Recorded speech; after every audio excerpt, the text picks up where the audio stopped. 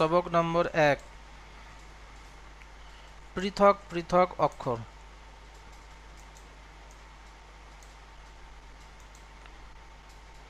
এখানে যে সমস্ত অক্ষরগুলো পড়া হবে প্রত্যেকটা অক্ষর আলাদা আলাদা, প্রত্যেকটা ভাষায় দেখবেন ওই রকম ভাবে আলাদা আলাদা আছে, প্রত্যেকটা অক্ষর আলাদা আলাদা, পৃথক পৃথক অক্ষর। অক্ষর চেনার জন্য তিনটে জিনিস আপনাকে খেয়াল রাখতে হবে, ব্রেনের মধ্যে বসিয়ে নিতে হবে তিনটে জিনিস। 1 নম্বর হলো আকৃতি, দ্বিতীয় নম্বর হলো নুক্তা, এই যে নিচে যে ডট মতো দেখতে পাচ্ছেন এই নুক্তা, আর তৃতীয় নম্বর হলো ওই নুক্তাটার জায়গা। একটা হলো নুক্তার সংখ্যা, আর তৃতীয় নম্বর হলো নুক্তার জায়গা। 1 নম্বর খেয়াল করতে হবে আকৃতি, অক্ষরটা দেখতে কেমন আপনার জেহেনের মধ্যে এটা বসিয়ে নিতে হবে। ভিত যদি বা মজবুত হয়, আপনি ওর উপরে যতই বিল্ডিং করুন, যেমন ধরনের আপনি ভিত দেবেন সেই রকম অনুযায়ী বিল্ডিং হবে। ঠিক ওই রকমভাবে এই অক্ষরগুলো যদি বা আপনি জেহেনের মধ্যে বসিয়ে নিতে পারেন পরিপূর্ণভাবে, আগে আপনার কোনো জায়গায় অক্ষর চিনতে অসুবিধা হবে না। আর যখন অক্ষর চিনতে অসুবিধা হবে না, তখন আপনি অন্যান্য কায়দাগুলো, অন্যান্য বিষয়গুলো জেহেনের মধ্যে ওই রকমভাবে বসিয়ে নিতে পারবেন। তো সেই জন্য এখানে ভিত যদি মজবুত হয়, তাহলে প্রত্যেকটা মারহালা, প্রত্যেকটা স্টেপ আপনার জন্য সহজ হবে। সেই জন্য সর্বপ্রথম খেয়াল করতে হবে অক্ষরের আকৃতি। যেমন দেখুন এখানে আকৃতি আলাদা, এখানে দেখুন এই আকৃতিটা আলাদা। কিছু অক্ষরের আকৃতি দেখবেন একই রকম, শুধুমাত্র নুক্তার পার্থক্য। এই যে নুক্তাগুলো আছে দেখবেন এর পার্থক্য, কোনো জায়গায় দেখবেন একটা আছে, কোনো জায়গায় দেখবেন দুটো আছে, কোনো জায়গায় দেখবেন তিনটে আছে, কোনো জায়গায় দেখবেন নিচে আছে, কোনো জায়গায় দেখবেন উপরে আছে, কোনো জায়গায় দেখবেন পেটে আছে। তো নুক্তার জায়গা খেয়াল করতে হবে, নুক্তার সংখ্যা খেয়াল রাখতে হবে যে একটা আছে না দুটো আছে না তিনটে আছে, আর অক্ষরের আকৃতিটাকে খেয়াল রাখতে হবে।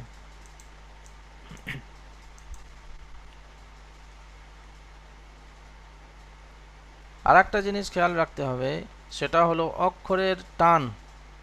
কোন জায়গায় ক্রস চিহ্ন আছে তো সেখানে টান হবে না, কোনো জায়গায় 1 আছে সেখানে 1 আলিফ টান হবে, কোনো জায়গায় 3 আছে তো সেখানে 3 আলিফ টান হবে।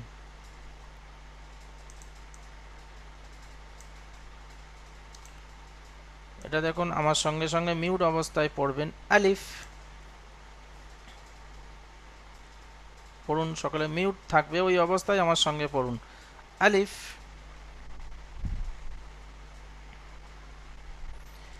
আলিফ।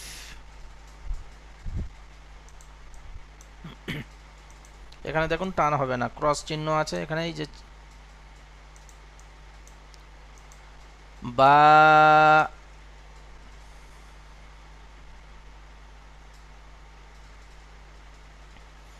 বা,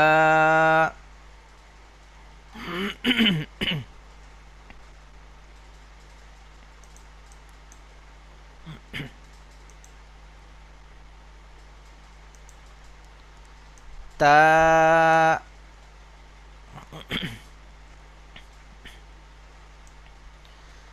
তা,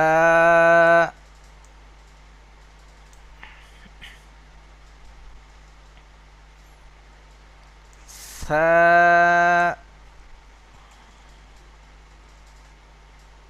দেখুন তিনটি অক্ষর একই রকম দেখতে, আকৃতি একই রকম, নুক্তার সংখ্যার পার্থক্য আর নুক্তার জায়গার পার্থক্য। বায়ের নিচে দেখুন নুক্তা আছে এবং একটি নুক্তা আছে, তায়ের দেখুন উপরে নুক্তা আছে আর দুটি নুক্তা আছে, সায়ের দেখুন উপরেই নুক্তা আছে কিন্তু তিনটি নুক্তা আছে।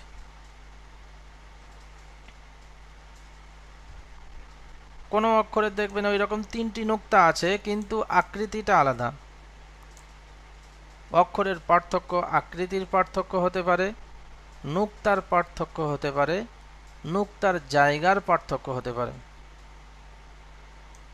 সেই জন্য তিনটে জিনিস খেয়াল করতে হবে। এক নম্বর হলো আকৃতিটা খেয়াল করতে হবে, নুক্তার সংখ্যা একটা আছে না দুটো আছে না তিনটে আছে খেয়াল রাখতে হবে, আর নুক্তার জায়গাটাকে খেয়াল করতে হবে, নিচে আছে না উপরে আছে।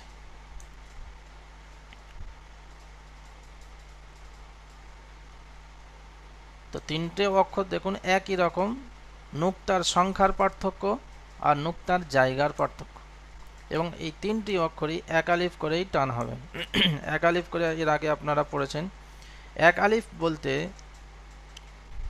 বন্ধ আঙ্গুলকে স্বাভাবিকভাবে খুলতে যতক্ষণ সময় লাগে এটা হলো এক আলিফ, অথবা খোলা আঙ্গুলকে স্বাভাবিকভাবে বন্ধ করতে যতটুকু সময় লাগে এটা হলো এক আলিফ।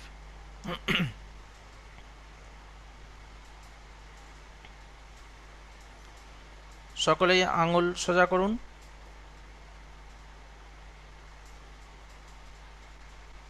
সকলেই করুন। জি, এবার এইটা বন্ধ করতে স্বাভাবিকভাবে যতটুকু সময় লাগে এই সময়টাকে এক আলিফ পরিমাণ বলা হয়।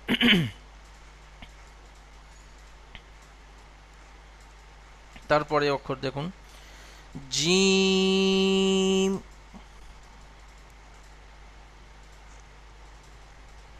জিমের আকৃতিটাকে জেহেনে বসাতে হবে, জিমের নুক্তা কোন জায়গায় আছে সেটাকে জেহেনের মধ্যে বসাতে হবে, তার সঙ্গে সঙ্গে বসাতে হবে এখানে তিন আলিফ পরিমাণ টান হবে।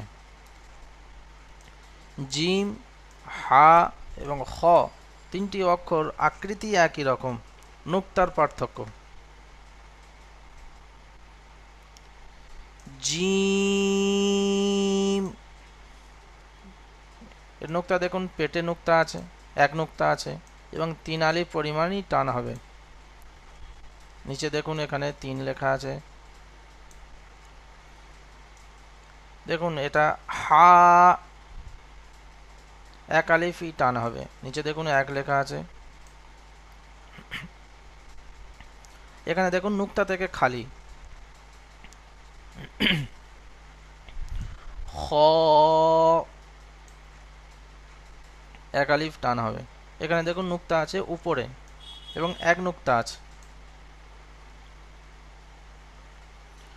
আর একটা বিষয় দেখুন, খ উচ্চারণ করার সময় ঠোঁট দুটো গোল হয়ে যাবে। কিভাবে বুঝবেন কোন অক্ষরগুলো ঠোঁট গোল হবে?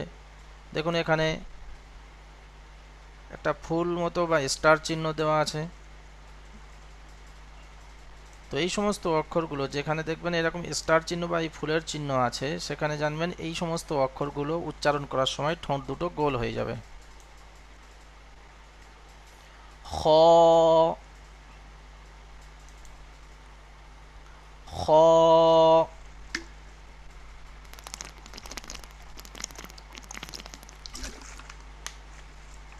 খ,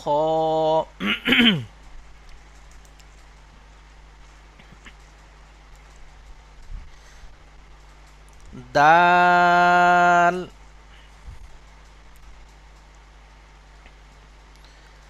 দাল, এখানে দেখুন 3 আলিফ টান হবে।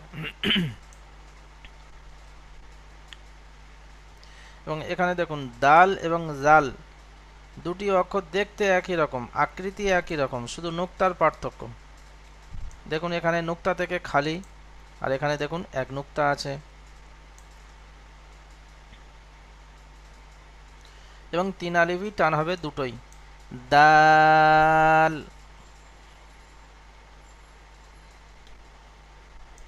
জাল,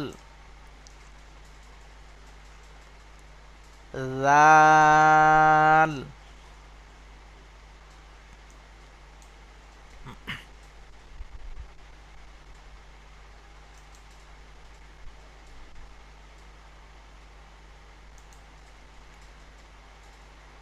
র, জা, র এবং জা এই দুটি অক্ষর দেখতে একই রকম, আকৃতি একই রকম, শুধু নুক্তার পার্থক্য। টানও হবে এক আলিফ করে। র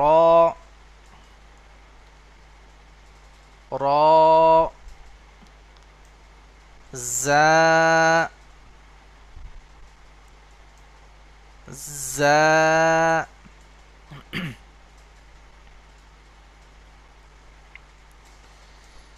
সিন, 3 আলিফ টান হবে। সিন এবং শিন দুটি অক্ষর দেখতে একই রকম, শুধু নুক্তার পার্থক্য। একটা আওয়াজ হবে একদম পাতলা ভাবে, একটা আওয়াজ হবে একটু মোটা করে। সিন এটা পাতলা। সিন যেমন সিটি, সিটি বাজায়, তো ঠিক ওই রকম ভাবে একটু আওয়াজ হবে সিন। আর এটা দেখুন শিন, মোটা আওয়াজ হবে, যেমন গরু শিং বলে যে শিং শিং, তো ঠিক ওই রকম ধরনেরই মোটা আওয়াজ হবে শিন শিন। এটাও 3 আলিফ টান হবে। সিন এটাও 3 আলিফ টান হবে। সদ দেখুন এখানেও 3 আলিফ টান হবে।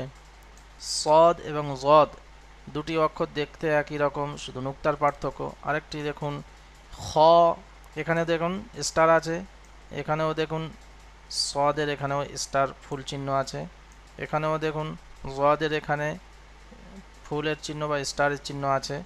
তো এই অক্ষরগুলো উচ্চারণ করার সময় ঠোঁট দুটো গোল হবে। সদ সদ ضاد ضاد 3 আলিফ করে টান হবে ضاد।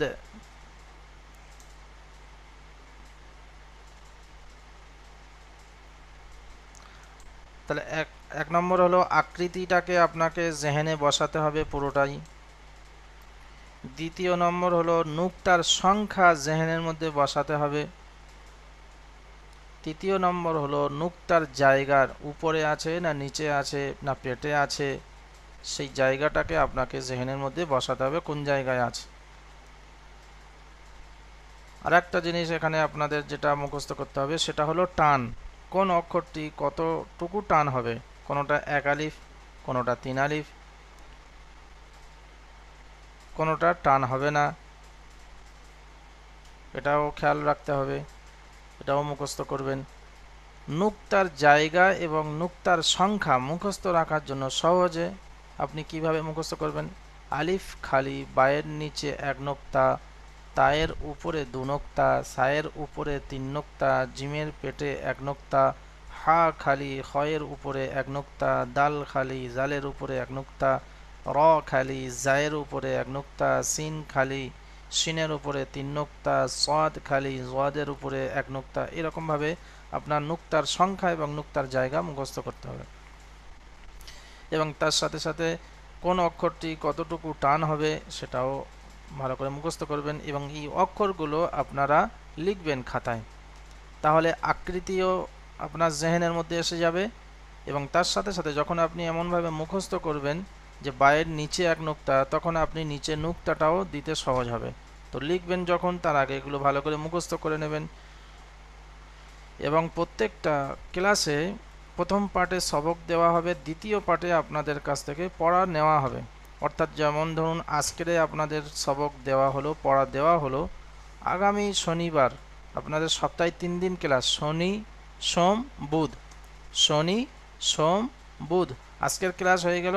এবার আগামী শনিবার ক্লাস হবে। সেই ক্লাসে প্রথমে আপনাদের সবক দেওয়া হবে, নতুন পড়া দেওয়া হবে, দ্বিতীয় লিঙ্ক যখন পাঠিয়ে দেওয়া হবে সেই সময় আপনাদের কাছ থেকে এই যে আজকের যে পড়াটা দেওয়া হলো, এই পড়াটা ওই দিনে ক্লাসের দ্বিতীয় লিঙ্কে ওই জায়গায় আপনাদের কাছ থেকে পড়াশোনা হবে। তো সকলে ভালো থাকবেন, সুস্থ থাকবেন। তো পড়া সকলে বুঝে আসলো ভাই?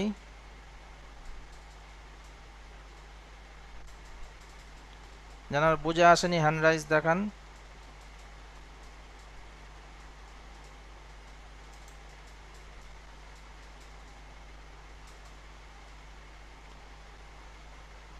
সকলে ভালো থাকবেন, সুস্থ থাকবেন এবং আমার জন্য খাস করে দোয়া করবেন।